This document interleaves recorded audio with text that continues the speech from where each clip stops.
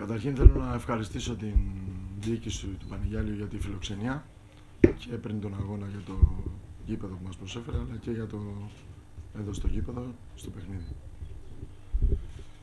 Νομίζω ότι σήμερα τα παιδιά κάνανε πάρα πολύ μεγάλη προσπάθεια.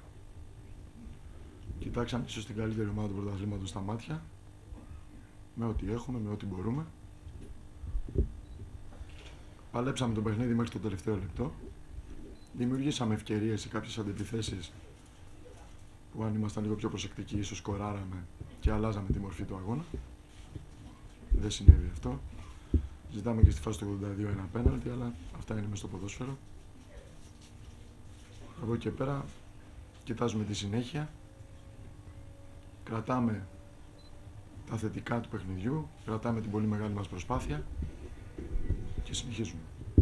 Συγχαρητήρια στην ομάδα του Πανεγιάλιου, η οποία δίκαια είναι στην πρώτη θέση. Αυτό.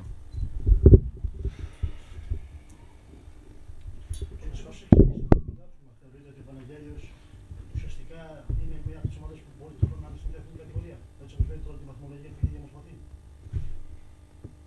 Θέλετε να δείτε, η απόσταση των ομάδων που είναι έξω από την έκτη θέση συγκριτικά με τον Πανεγιάλιο είναι πάρα πολύ μεγάλη και αγωνιστικά και βαθμολογικά. Δεν νομίζω ότι μπορεί να απειληθεί από κάτι. Είναι εμφανές αυτό.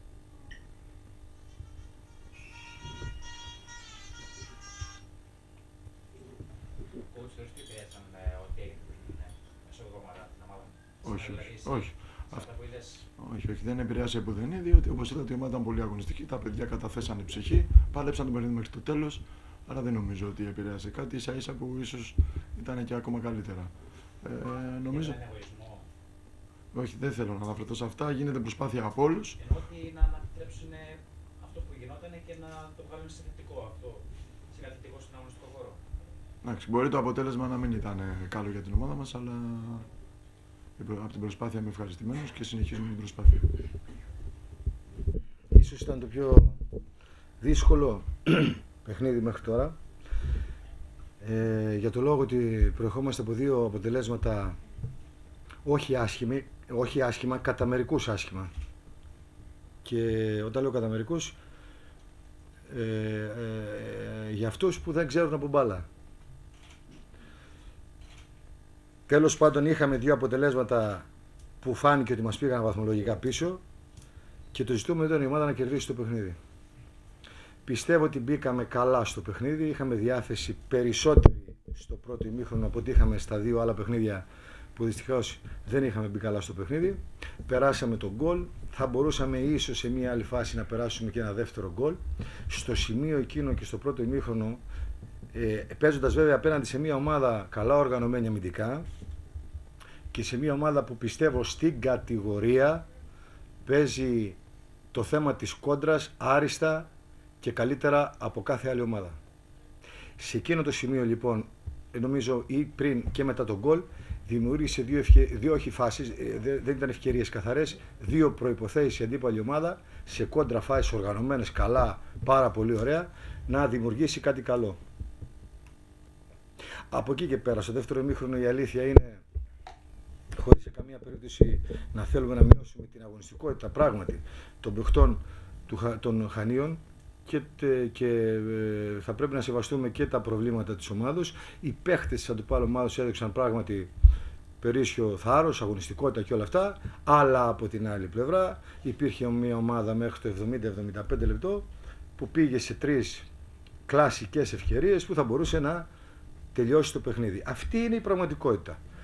Βεβαίως μετά, αφότου δεν μπήκαν τα γκολ αυτά, ξέρετε στο ποδόσφαιρο αρχίζει η αντίστροφη μέτρηση, ας μείνει ο αντίπαλος με 10 παίχτες, αυτά είναι για να τα λένε κάποιοι, μην το παίρνετε κάποιοι, με την καλή να το λέω, που δεν ξέρουν καλά τι γίνεται στο ποδόσφαιρο στατιστικά με τους 10 παίχτες, αρχίζει το άγχος, η αγωνία, άσχετα ο αντίπαλος μένει με 10 παίχτες και πας μέχρι το τέλος ρώσικη ρουλέτα. Και βέβαια με την αγωνιστικότητα που έχει και άλλη ομάδα που μένει με 10 παίχτες και δίνει, έστω καμιά φορά και ανορθόδοξα, δεν έχει σημασία, με ψηλά, με μεγάλες μπάλες κτλ. Εμείς λοιπόν εκεί που θα μπορούσαμε να τελειώσουμε το παιχνίδι φυσιολογικά και θα ήμασταν βεβαίως η ομάδα που θα υπήρχε μέσα στο γήπεδο, δεν μπορούσαμε να το κάνουμε και βεβαίως το τελευταίο 15 λεπτό περίπου Παίχτηκε ένα παιχνίδι που έχει άγχος μέχρι το τέλος. Δεν μπορεί να κατηγορήσει τους ποδοσφαιριστές ότι δεν έκαναν προσπάθεια. Έκαναν μεγάλη προσπάθεια, ζήτησαν πολύ το παιχνίδι, πήγαμε στις ευκαιρίες, δεν τις κάναμε γκολ, άλλες φορές γίνονται τα γκολ, άλλες φορές δεν γίνονται. Το λυπηρό ή το αρνητικό στοιχείο για την ομάδα πιθανόν μπορεί να πει κανείς ότι πήραμε 2 κάρτες μετά το τέλος του 90 λεπτού στις καθυστερήσεις, μία με το Σκαρτσίλα και την άλλη με το Σαδραβέλη, που είναι ένα θέμα, θα δούμε τώρα πώς θα το κάνουμε, αλλά 2 κάρτες οι οποίες πιθανόν να ήσαν και δικαιολογημένες. Εγώ δεν κρίνω τώρα το δικαιολογημένο, το δικαιολόγητο του διαιτητή. Πήραμε 2 κάρτες χαζές.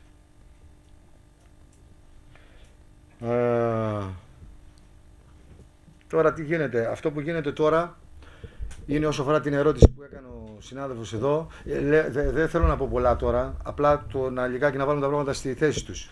Δεν λέω πολλά επειδή έχει κερδίσει η ομάδα, να βάλουμε τα πράγματα στη θέση τους. Εδώ τι γίνεται τώρα? Εδώ δεν υπάρχει ο Πανεγιάλιος 15 βαθμούς, αυτά τα λέτε εσείς. Δεν υπάρχει τίποτα στην μπάλα.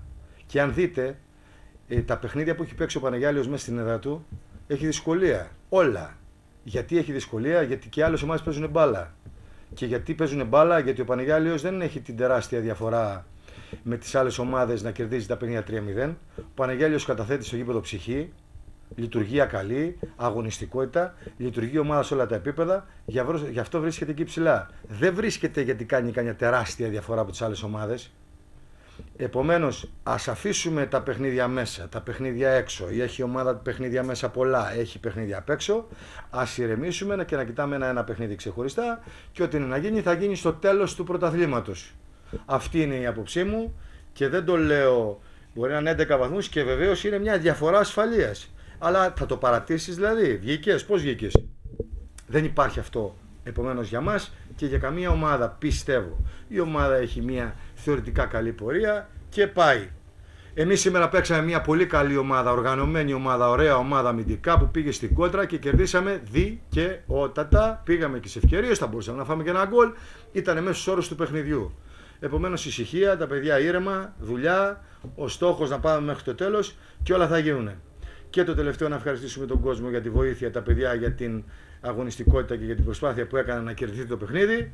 Και βεβαίως η νίκη δεν έχει να αφιερωθεί πουθενά αλλού παρά στη μνήμη του κυρίου Παλαιολογόπουλου, και όλο αυτό, αν το πετύχουμε στο τέλος της χρονιάς, βεβαίως θα το αφιερώσουμε και εκεί, γιατί ίσως είναι ο μόνος άνθρωπος ο οποίος δικαιούται να πάρει όλη το μερίδιο, γιατί έχει προσφέρει πολλά στον τόπο και στην ομάδα.